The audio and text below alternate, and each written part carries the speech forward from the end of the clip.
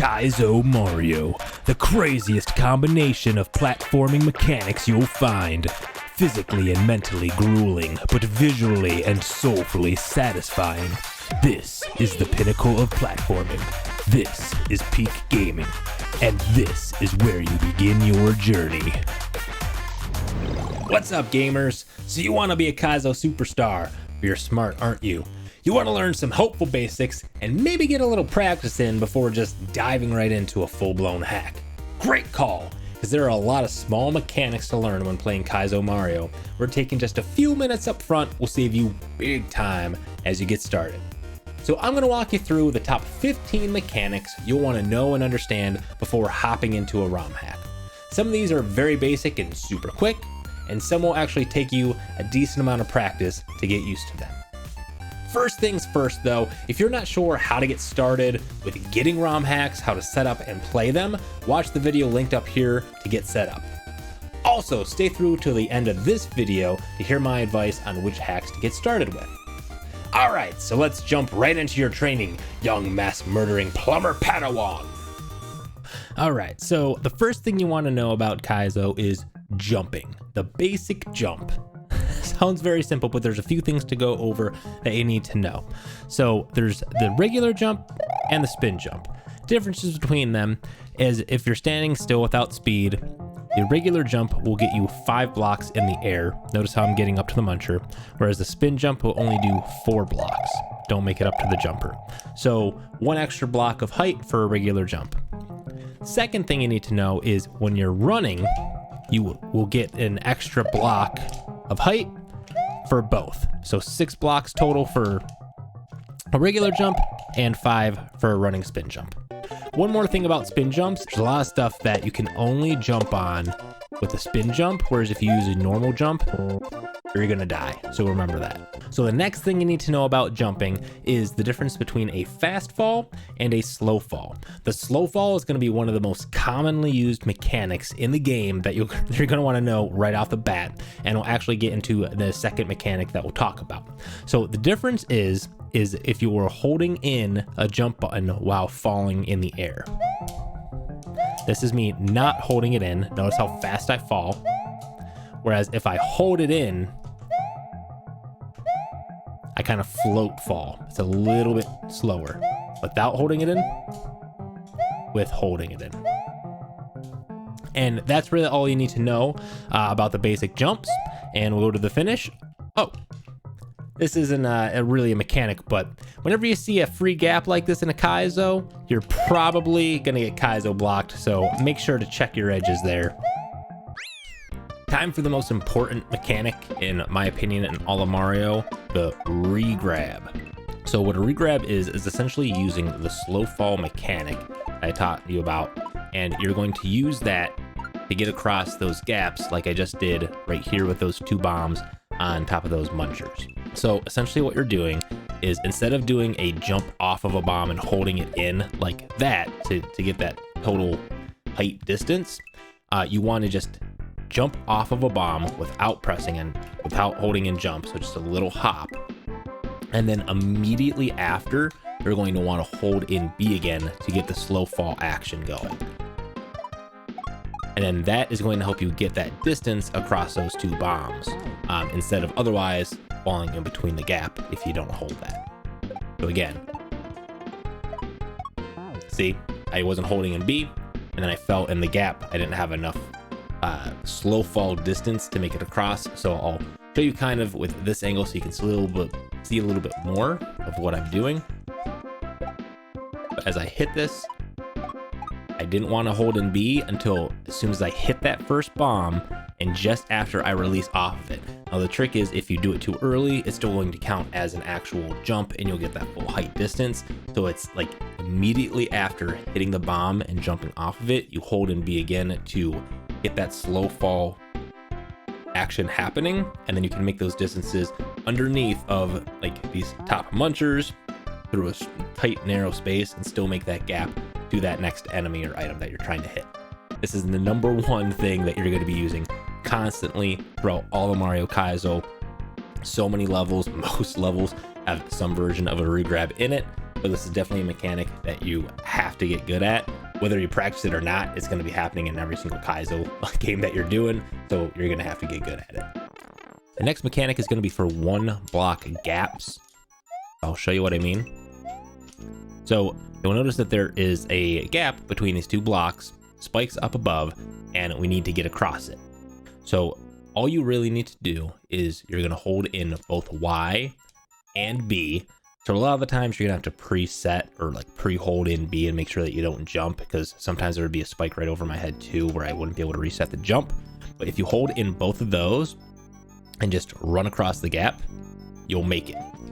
Now, normally, if you are not holding in B, especially, or Y, and you just try walking across, you're going to fall through the gap. So that's really all the key is if you hold in Y and B and you run across, you can get across 1-block gaps. And it's really as easy as that. So the next mechanic you're going to want to know is about Chuck gates. This guy, he's Chuck. When his hands go to the ground, if you jump, he will also jump. So what you want to do in these situations is time it. So right when his hands hit the ground, we're going to do a jump and then run under him into the finish. Time for my favorite mechanic in all of Mario, the Yoshi Ditch. Blah! Where'd he go? All right, so how the Yoshi jump works is essentially if you jump, you jump. If you hit A, you'll jump off of him. If you're in the air, you won't do the spin jump. You'll actually jump up really, really high. So to make gaps like this, the only way to do it is to jump down and leave Yoshi behind. Poor little guy. The next mechanic is going to be a variation of the spin jump. In this one, you need to be Big Mario, and you'll have these yellow blocks. So essentially all you're going to do is spin jump on it, and you're going to break them apart, and the goal is to hit every one of those to get through the level. The real big key here is generally you're going to be wanting to do a full regrab. You're just not going to let go of the A button the entire time you do this. So you get maximum distance, and that's really all there is to it. Practice it some, you're going to come across those a lot, but you'll get it in no time. We got the Bean Boys. So we got these green beans that are honestly, they're also kind of janky, but depending on where you're standing on the bean, the higher you will jump. So if you're all the way close to it, you're just going to do a small jump. And the further you get out, the higher you're going to jump. So a lot of the times it's going to be having the right balance of jumping high enough, but not hitting the top of those munchers, and testing it out. Sometimes also, all you'll need to do is kind of get flung up like this, and then re-grab as you're falling off to make it to the next spot. But yeah, it's really just testing it out. They're a little annoying to me, but once you find the sweet spot, then you can get through these sections pretty easily. Slopes, momentum, and neutral D-pads is what this mechanic's all about. So as you slide down a slope and jump off of it, you're going to have a good amount of momentum once you reach your full speed on the slope. If you jump super early, you're not really going to have that speed, so you need to go down a little bit, and then you'll pick up the speed, and when you jump, you'll be able to cover big distances. Now, the key to this, though, is what's called a neutral D-pad, where you won't want to hold in the D-pad at all when you jump. So, I'll show you what I mean. When we slide, as soon as I jump, I let go of the D-pad, so I'm not pressing any direction, and you'll notice how far that I went right there. Now, watch what happens if I hold in right, like you would normally think, okay, if I'm holding in right, I'm going to go further to the right. So, let's see what happens. I lost several blocks worth of distance. You can notice that he's going noticeably slower. He lost a lot of that speed. So again, neutral D-pad when you jump.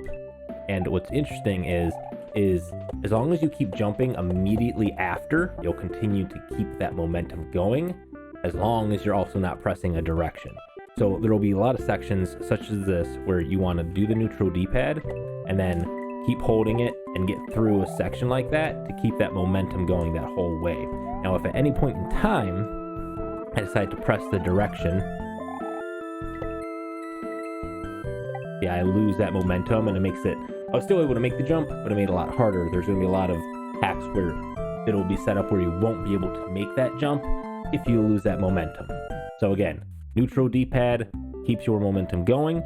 If you continue jumping immediately after you land, you'll continue that momentum moving forward, as long as you don't press the direction on your D-pad. All right, time for one of my least favorite mechanics. It took me a good while to start getting used to these, getting good at them. So this is definitely something you're going to want to practice, the disco shell. So anytime you see a yellow Koopa jump into a free shell like that, it turns the shell into a disco shell. Now, these follow Mario around as he's jumping in the air or wherever he is.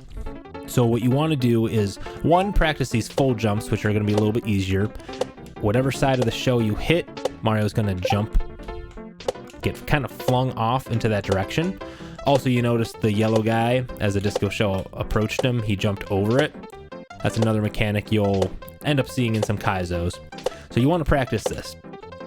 Okay, so the more difficult mechanic here is the shell surfing, where you're not going to be holding in B at all. You're only going to be holding in Y, and then the direction that you want to go. To essentially go underneath objects that are going to be hanging down, probably munchers. You want to barely jump onto the side you want to go, and cruise along it like that. Now, the key to it is having the shell get its speed into you.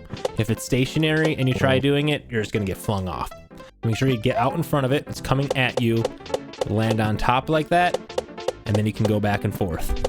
So this trick is going to be how you grab something and jump off of it at the same time. It's essentially a frame perfect trick, or almost, where what you need to do is B and Y are going to want to press at the same time to jump and grab the block on the same frame.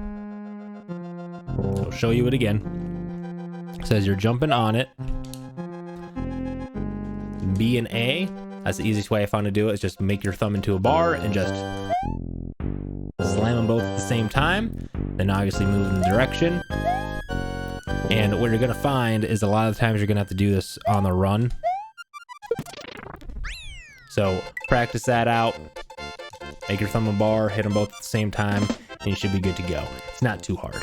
All right, the next mechanic is known as the bubble jump. I like to call it bubble jank because it is a little janky, but once you learn it, it's not too bad.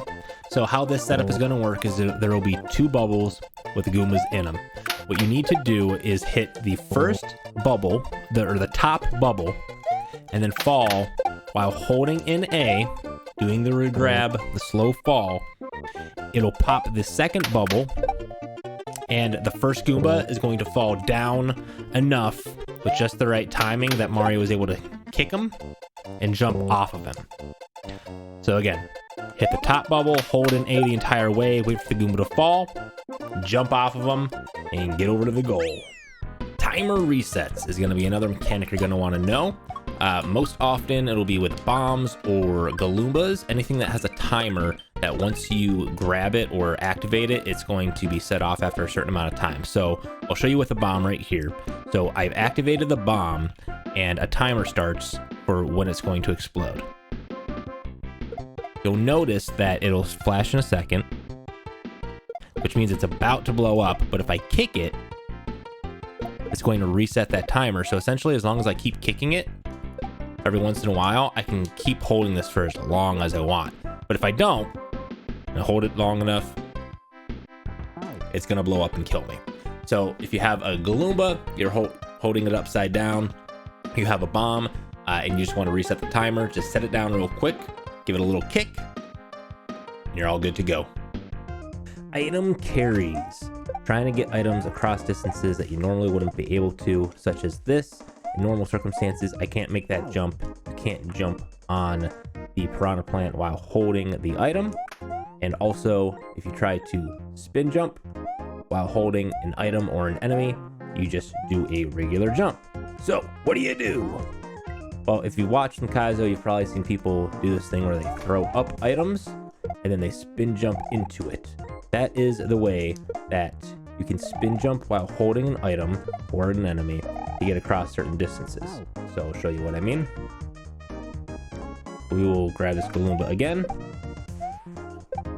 Get back to the spot where we need to jump on the piranha plant. We're going to throw him up, spin jump into him, land on the piranha, and we'll be able to make that gap. This also works for vines, carrying items on vines. If you normally have an item in your hand and you try to jump up onto a vine, you won't be able to carry it. But if you throw it up, jump onto the vine, and then the item falls into your hands, you'll then be able to climb the vine with that item or enemy. Swimming. All right, swimming levels in any game to me are the worst thing in the world. No different in Mario. So a couple things you want to know. B is how you're going to swim. A normal press of B will launch you that high into the air, or that high if you are actually already swimming. So what you want to know is that if you hold in down while swimming, you will do very small increases. You can have a lot more control with how high you go. And then if you hold in up, you are going to fly up in the air. All right, so what you really want to do in this is practice your control of holding and down and staying between these munchers. This is a great level to practice this with. Pretty simple, but it's tight. So the next mechanic with swimming is going to be while holding an item. So while you're holding an item, you are always going to be traveling in the direction that you're facing and moving up. So it's really a balancing act of when to press down, when to go fast, or when to go slow, and trying to maneuver this. It is not easy by any means. It takes a lot of practice. So just try it out, practice it a lot, get the timing down right, and probably it's going to be a long time before you really get a good hang of it. I still don't, but you just do it until you get it. All right, the last trick in the beginner Kaizo tutorial, it had to be the shell jump. Everyone loves a shell jump. It's super flashy and it gets used in a bunch of ways, but you need to start off with just the basic shell jump. All right, so let me break it down. So what the goal is to throw the shell essentially at the peak of your jump, let go and throw it into the wall, and then land on top of it to jump on it. In order to do it, there's really two ways to do it. So one is to really just hold in jump until you are at the peak of your jump and then let go Y, and then continue holding in B. So it's really, you're gonna hold in B and just lift up your thumb like that when you're at your top of your jump, and there you go. Now the other way to do it is you don't have to be at the top of your jump, but you're essentially going to want to let go of both these buttons at essentially the same time, but then quickly regrab it. So let me show you what I mean.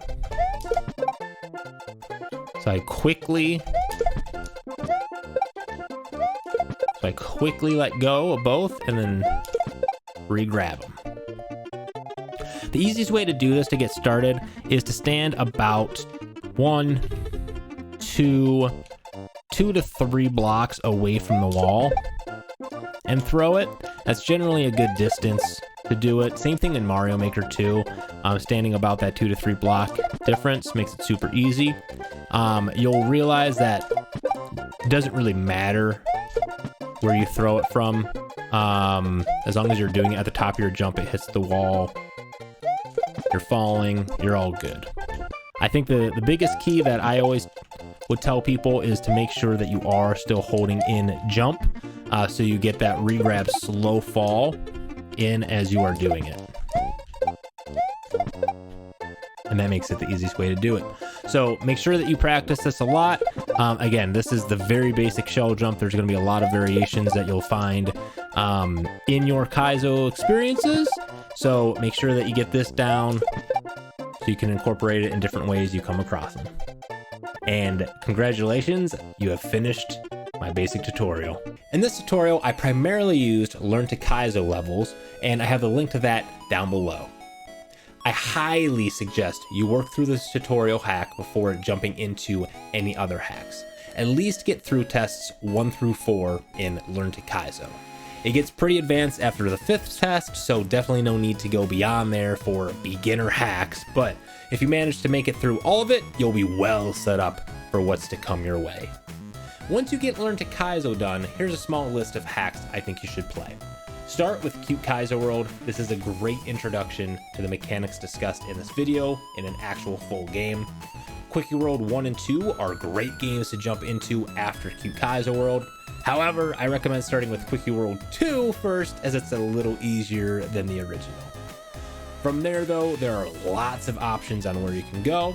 I'd say search smwcentral.net for Kaizo beginner hacks and have fun. If you found this tutorial helpful, please like, subscribe, and let me know what you think in the comments down below.